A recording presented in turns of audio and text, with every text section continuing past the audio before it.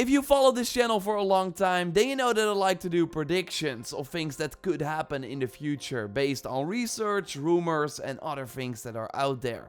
And sure, I can be wrong of course, but sometimes I'm right, like when I predicted that a new Assassin's Creed would happen in 2018 right after Origins, and a lot of people did not agree. Well, turned out that we got Odyssey. Also, people thought that this upcoming Assassin's Creed would be all about Rome, but I made a video saying it's likely not Rome, but it will be Vikings, and that turned out to be as good as true too. Yes, there will be a prediction about Assassin's Creed, but mostly about the gaming industry as a whole, thanks to things that are happening that I think will only evolve, be more present, and there's also something that I think will have a huge impact on how things will be moving forward.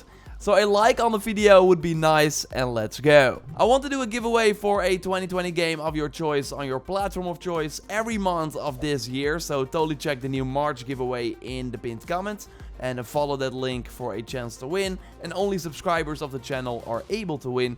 And congrats to Gabriel for winning the February giveaway. I sent you an email, so please respond in a week, otherwise I will pick another winner. And Dying Light 2 was first a lock for a 2020 game. Spring 2020 was a release window that they shared after E3 2019, as shown on the Microsoft stage. But in January, like many other games, it got delayed, only without a new date, but just indefinitely. And sure, they needed more time to polish the game up, but I think there's more going on.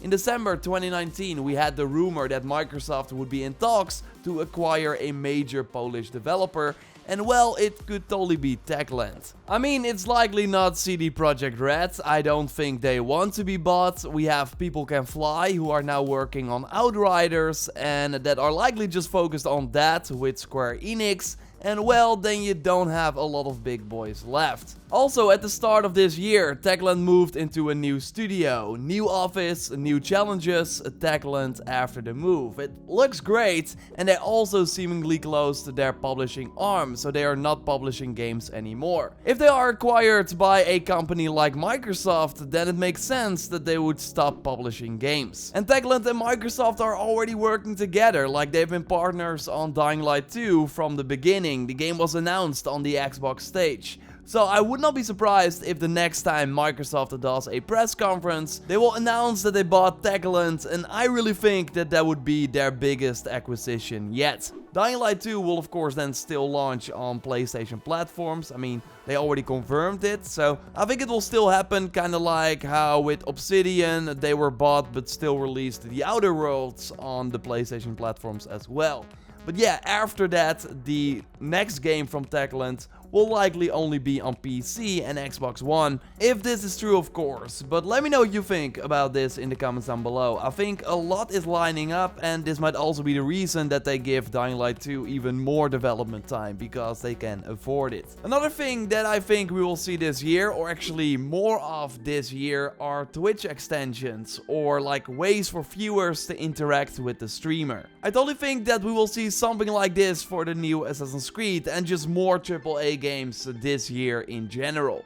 I know some indie games like Dead Cells have done stuff like this, and I'm sure there are more. But Borderlands 3 is really the first big AAA game that has taken this to the next level. So you can check the real-time loadout and the skill lines from the streamer, but also when a streamer would open a chest or other things, then these viewers can get some of the loot that the streamer got too. The viewers could also spawn in badass enemies or take them over, so then the enemy would have the name from one of the viewers. It's really a fun interaction, and during PAX East, Gearbox revealed that streamers that use this EchoCast extension have viewers watch for a longer time. 26% according to Gearbox, so I think publishers are looking at this and want something like this too, because people streaming your game is basically free advertisement, right? And also investors, who are of course very important to a gaming company, look at Twitch numbers to see if a game from a company is popular. So ranking them up through these extensions makes a ton of sense. Twitch is old at this point, like it was bought by Amazon in 2014 for almost $1 billion, but still in terms of gaming content, it's really the new kid on the block. And Apex Legends really highlighted the power of this platform. That game was revealed and released almost on the same day, and EA paid the top streamers to play it, and that was basically all the marketing. But that was enough to push a ton of people to download the game, and it became a massive success. So I'm sure publishers have taken notice and will find ways to have more Twitch viewers for their games. So I totally think Ubisoft is looking as well, and is maybe working on an Assassin's Creed extension where, for example, if you, let's say, watch my stream, get loot if I kill an enemy or open a specific chest. And Ubisoft tried this before. We had the Twitch Prime promotions for Odyssey and Origins, but also Twitch drops, where if you would watch a stream for a certain amount of time, you would get an item in your inventory. And yes, that item was mostly useless, but still they tried it, I guess. So I really hope and I think that they will take it to the next level. I already did a story creator mode stream at one point, where every enemy was named after a viewer. So then I go and kill them or get killed by one of them. Imagine this in Watch Dogs Legion, where the NPCs that you recruit are actually people watching in the chat or like subscribers of your channel. It's really awesome, and right now Twitch is running away with extensions like this. While YouTube seems to get in on the action though with Baldur's Gate 3, where viewers can namely vote what the streamer should do. So at one point a vampire wants to feed on one of their party members, but then of course that party member will die. So then the chat can vote if you should do that or not.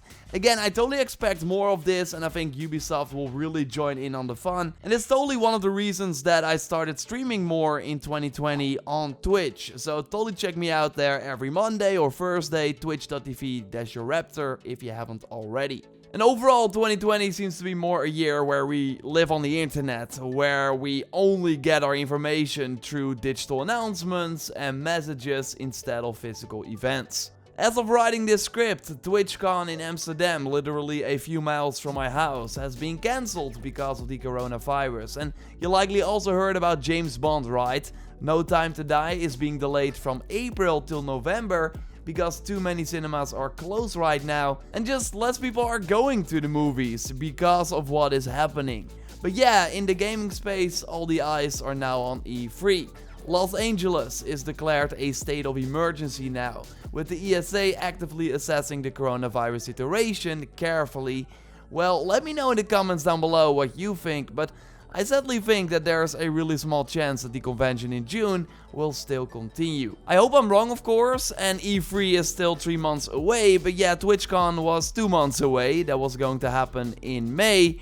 And yeah, that got cancelled, so things aren't looking good. And I would not be surprised if publishers and developers are already looking at other ways to promote their game or announce their new title instead. Because yeah, this new Assassin's Creed has to be announced via some way if it's still coming out this year. But if E3 isn't going to happen, then I don't see Ubisoft reserve the Orpheum Theater in LA for their big show. It's an awesome location, it's quite small though, like there's a second room with a beamer for people that were invited but came in too late, and then like the theater is at capacity, so then you have to move to this other room. Either way, it must cost them a ton of money to do their show here, but maybe if this year they are forced to do a digital event and then see, hey wait, that costs way less money and actually gives us the same amount of exposure, then why would you return in 2021 to this theater and have an expensive booth at the show floor again if you do not see that the sales of your products are negatively impacted this year? But yeah, these digital only press conferences are way less exciting, like they lack the crowd reaction that makes some of the announcements extra special.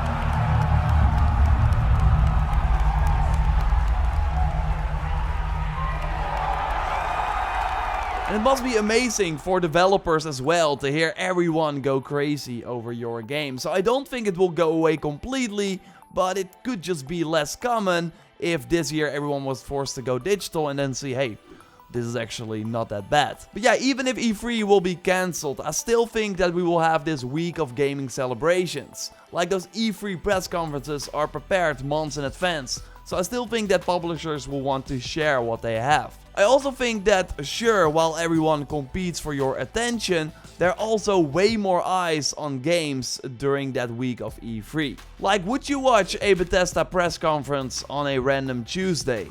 I think a ton of people who do watch the E3 Bethesda press conference would not randomly tune in if it was next week. So yeah, I still think that week of games, the celebration and the announcements and the new trailers are super important, and I don't think that will go away.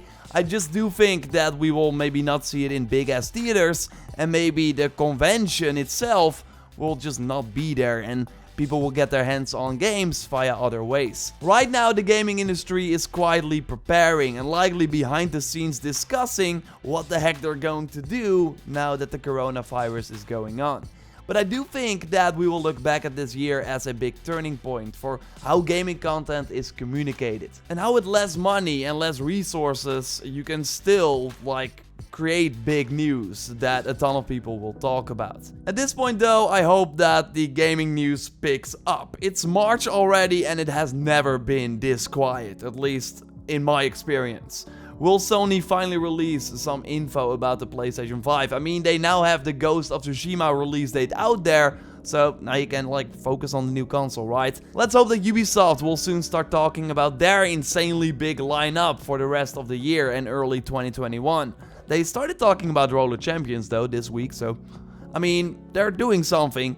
When they finally do communicate about their other titles and when there's more stuff going on, I will of course let you know here on the channel. Right now though, not a lot going on. It's really hard to find video topics, trust me. But when I do have video topics, and I still have some ideas, don't worry. Totally subscribe of course for more content. And you can become a member and get early access and ad-free access to these big Sunday videos. And for now, I will speak to you next time. Check out my previous video on how some of the 2020 games will survive and can they survive. And goodbye.